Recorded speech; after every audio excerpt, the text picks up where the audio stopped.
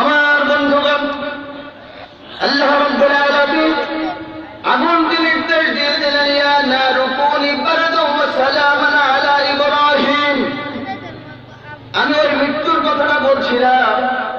নমরুদ আনা রাব্বুকুমুল আলা নিজেকে দাবি করেছে, কিন্তু আল্লাহ পাক রব্বুল আলামিন এমন ভাবে কন্ট্রোল করেছে, ইব্রাহিমকে বাঁচাই দিলে। এরপরে নমরুদকে যখন মারার সময় হলো, আগুন আর লাগে নাই। কি লেগেছে?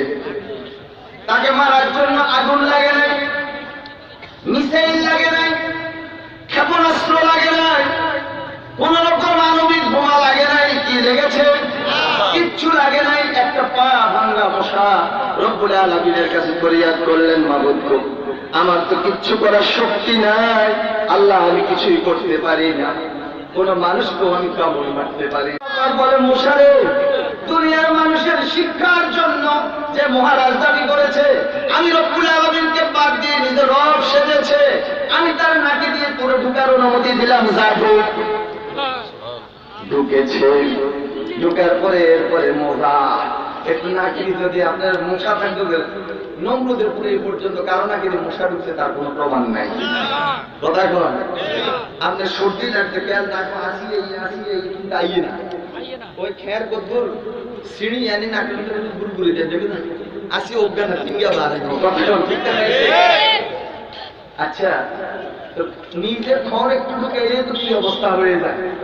এখন মশা একটা ঢুকে ভিতরে তো গুড়গুড় গুড়গুড় গুড়গুড় গুড়গুড় একেবারে সেলো মেশিনের মতো শুরু করছে, আস্তে আস্তে আরো উপরে দিকে উড়া শুরু করছে।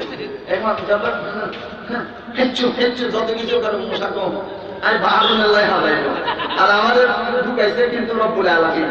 তুই যতজনে আসিস তোর আসির বাতাসে আর বাড়তে কিন সুবহানাল্লাহ, সুবহানাল্লাহ। ইয়ার কিটা করছে শুনবেন নি? কিনাদি কর্মচারী আছে, খাবুরতে মাথার মধ্যে খাবুর দিন তো বালায় লাগে।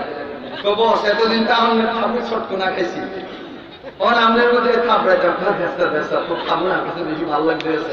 তুই খাবুর দিলে মশাটা একটু নীরব থাকে, একটু শান্তি পাই। কতক্ষণ তুই যে তোর গাদার বল লাগে আরো জোর কাজ।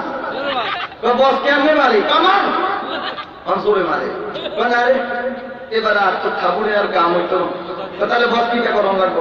তোর পার মধ্যে জুতে আছে, জুতাটা খোল।